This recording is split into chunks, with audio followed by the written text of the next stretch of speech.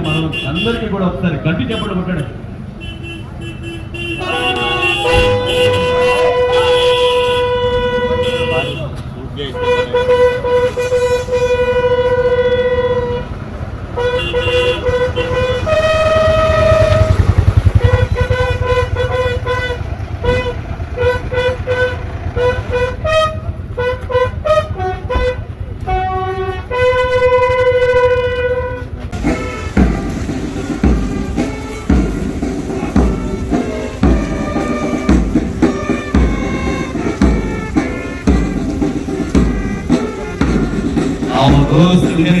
कहानी हिंदुस्तान की सुभाष चंद्र बोस और भगत सिंह जैसे वीरों के अभिमान की याद है।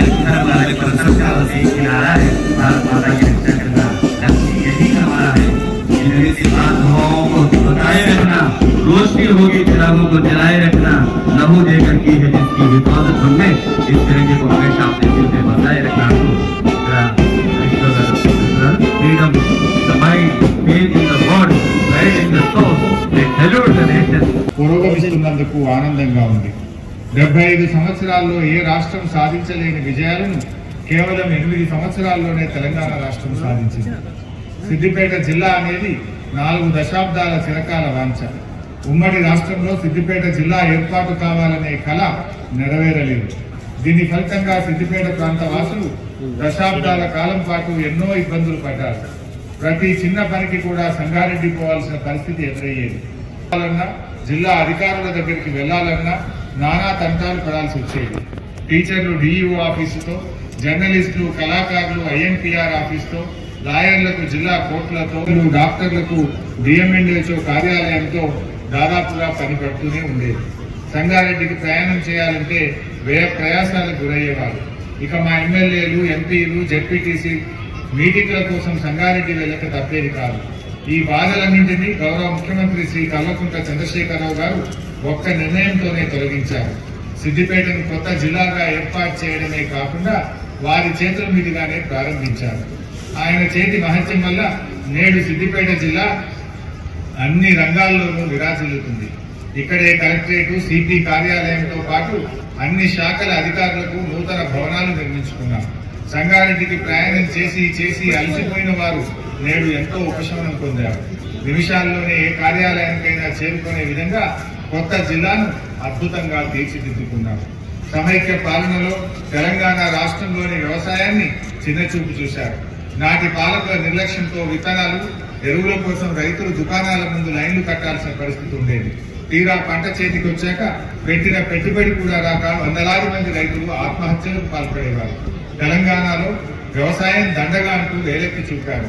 అలాంటి విపత్కర కరువు పరిస్థితుల నుంచి నేడు మన సిద్దిపేట జిల్లా కల్పతరువుగా మారింది.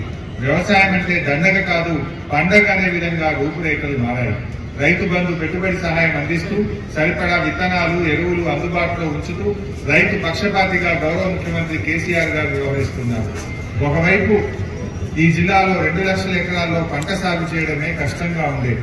ఇప్పుడు వానకాలం, యాసంగి 2 పంటలు కలిపి 7 లక్షల ఎకరాల్లో సాగు చేసే స్థితికి వచ్చిందంటే ముమ్మాటికి తెలంగాణ రాష్ట్ర సాకారం కావడం వల్లనే ఇది సాధ్యమే. వేదికలు నిర్మించడమే కాకుండా వాటి ద్వారా రైతులకు ఎప్పటికప్పుడు వ్యవసాయ శాఖ అధికారులు అందుబాటులో ఉంటూ అన్ని రకాల పంటల సాగుపై మెలకువలను రైతులకు నేర్పిస్తున్నారు. గతంలో అప్పుల బాధతో రైతు చనిపోతే ఆ కుటుంబాలు కూడా ఆత్మహత్యలకు పాల్పడిన సంఘటనలు చూశాము. అలాంటి కుటుంబాల్లో భరోసా కలిగించేలా రైతు బీమా పథకాన్ని అమలు చేస్తున్నాం. ఏ కారణం చేతనైనా రైతు మరణిస్తే ఆ కుటుంబానికి 5 లక్షల రూపాయలు వెంటనే అందజేస్తున్నాం.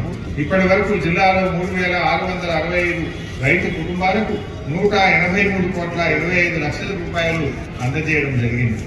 ఒక్క ఎకరా కూడా బీడుగా ఉండద్దనే లక్ష్యంతో రైతుకు ఎకరానికి 5,000 రూపాయల చొప్పున 2 సీజన్లలో 10,000 రూపాయలు ప్రతి రైతుకు ప్రతి ఎకరానికి రైతు బంధు కింద సహాయం చేస్తున్నాం.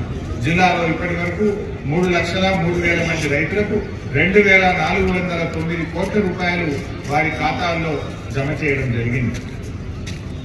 పామాయిల్ తోటలనగానే కోస్తా ఆంధ్ర, అశ్వరావుపేట లాంటి ప్రాంతాలు గుర్తుకొస్తాయి. కానీ నేడు సిద్దిపేట జిల్లాలో 5,000 ఎకరాలకు బాగా పామాయిల్ తోటలు సాగు చేయడం మనందరం కూడా గర్వించాల్సిన విషయం. ఈ సంవత్సరాంతానికి 21,000 ఎకరాలను సాగు లక్ష్యంగా అడుగులు వేస్తున్నాం. జిల్లాలో 3 చోట్ల పామాయిల్ నర్సరీలను ఏర్పాటు చేసుకున్నాం. చంద్రాపూర్లోని రంగనాయక సాగర్ వద్ద ఎల్లాయిగూడెం, ములుగు నర్సరీలలో పామాయిల్ మొక్కలు అందుబాటులో ఉంచాం. వరి, మొక్కజొన్న, పత్తి పంటలకే పరిమితమంటున్న ఈ ప్రాంతాన్ని అంచనా వేశారు. కానీ కృషి ఉంటే మనుషులు ఋషులవుతారు అనే నానుడి ప్రకారం మన జిల్లా రైతులు అద్భుత ఫలితాల దిశగా అడుగులు వేస్తున్నారు. వచ్చే 2 ఏళ్లలో 50,000 ఎకరాల పైచిలుకు పామాయిల్ తోటలను జిల్లాలో సాగు చేయాలనే ప్రణాళిక రూపొందించడం జరిగింది.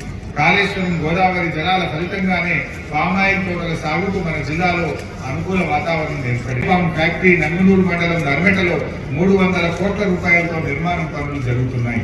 పల్లె పల్లెన పల్లెరు వచ్చే నా తెలంగాణలోన అంటూ కన్నీళ్లతో కరువు పాటలు పాడుతున్నాం. సాగునీళ్లు లేక బీడుబారిన భూముల గురించి విషాద గీతాలు విన్నాం. ఇవి 8 ఏళ్ల క్రితం నాటి పరిస్థితి. కానీ తెలంగాణ స్వరాష్ట్రం వచ్చాక ముఖ్యమంత్రి కేసీఆర్ గారి ముందు చూపుతో అనూహ్యమైన పరిణామాలు చోటు చేసుకున్నాయి. కరువు భూముల్లో సిరుల పంటలు పండుతున్నాయి. సముద్ర మట్టం నుంచి 600 మీటర్ల ఎత్తుకు కాళేశ్వరం నీళ్లు తీసుకొచ్చి రైతుల కన్నీళ్లు తుంచామనే సంతృప్తి మాకు జీవితాంతం ఉంటుంది. మాటలు కాదు చేతలు చూడంటూ కాళేశ్వరం ప్రాజెక్టుకు గుండెకాయ లాంటి కొమరల్లి మల్లన్న సాగర్ రిజర్వాయర్లోకి గోదావరి జలాలను ఎత్తిపోశాం. ఈ నీళ్లతో కొమరల్లి మల్లన్న స్వామి పాదాలను కడిగాం. అన్నపూర్ణ, రంగనాయక సాగర్, కొండపోచమ్మ సాగర్ రిజర్వాయర్లలో గోదావరి జలాలు నింపడం వల్ల యాసంగి సీజన్ కూడా సాగునీరు అందుతున్నది. అందుకు సజీవ రుజువులుగా గత వేసవిలో చెరువులు, చెక్ డ్యాములు మండు టెండర్లలో మత్తలు దూకాయని గర్వంగా చెప్తున్నాను. మెట్ట ప్రాంతమైన హుస్నాబాద్ నియోజకవర్గంలో 8.25 టీఎంసీల సామర్థ్యంతో తలపెట్టిన జిల్లాలోని 3,426 చెరువులు, గుంటలు, చెక్ డ్యాములు అద్భుతంగా తీర్చిదిద్దుకోవడం జరిగింది. తాంబాలాలుగా ఉన్న చెరువులను గంగాలాలుగా అభివృద్ధి చేసుకున్నాం. కాళేశ్వరం ప్రాజెక్టు ద్వారా నీటిని గోదావరి జలాలతో నింపుకోవడం జరుగుతోంది. చాలీచాలని ఇరుకైన తరగతి గదులతో అస్తవ్యస్తంగా ఉన్న మన ప్రభుత్వ పాఠశాలలు ఇప్పుడిప్పుడే ఉజ్వల స్థితికి చేరుకుంటున్నాయి. ఈ కృషి ఫలితంగా 2021-22 విద్యా సంవత్సరం 10వ తరగతి ఫలితాల్లో 97.85% సిద్దిపేట జిల్లా రాష్ట్రంలోనే మొట్టమొదటి స్థానంలో నిలవడం మనమంతా గర్వపడాల్సినటువంటి విషయం.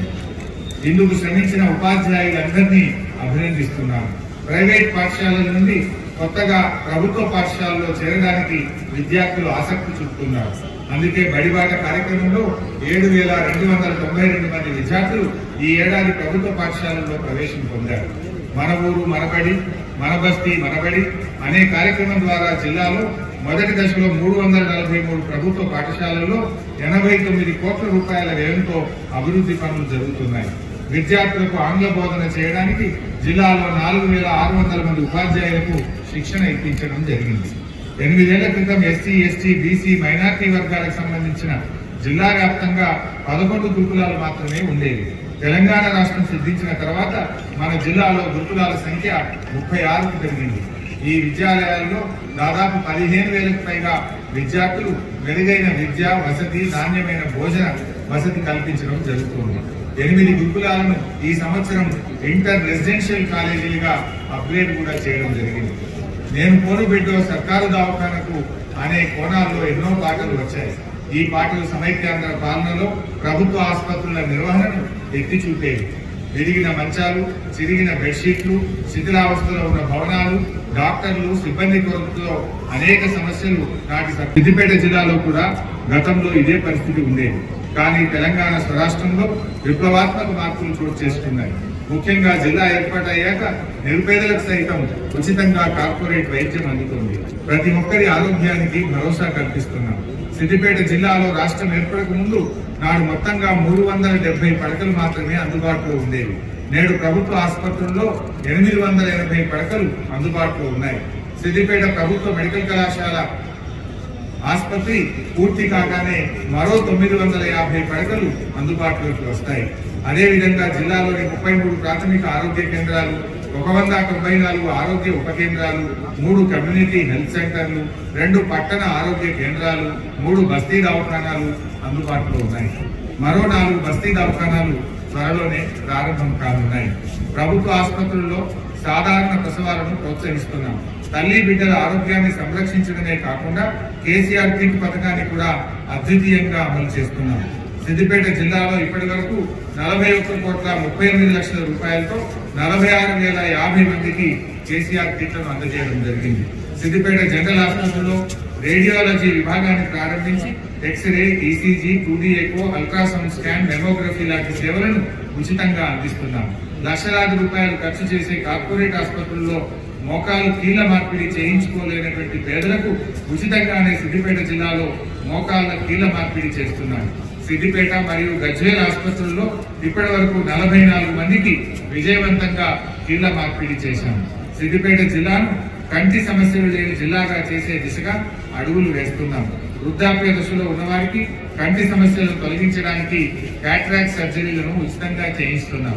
ఇప్పటి వరకు 56 గ్రామాల్లో సిద్దిపేట పట్టణంలోని 12 వార్డుల్లో క్యాంపులు నిర్వహించి 2,618 మందిని గుర్తించాం. అందులో ఇప్పటి వరకు రికార్డు స్థాయిలో 762 మందికి క్యాట్రాక్ట్ సర్జరీలు చేయించి కళ్లద్దాలు కూడా ఉచితంగా పంపిణీ చేయడం జరుగుతుంది.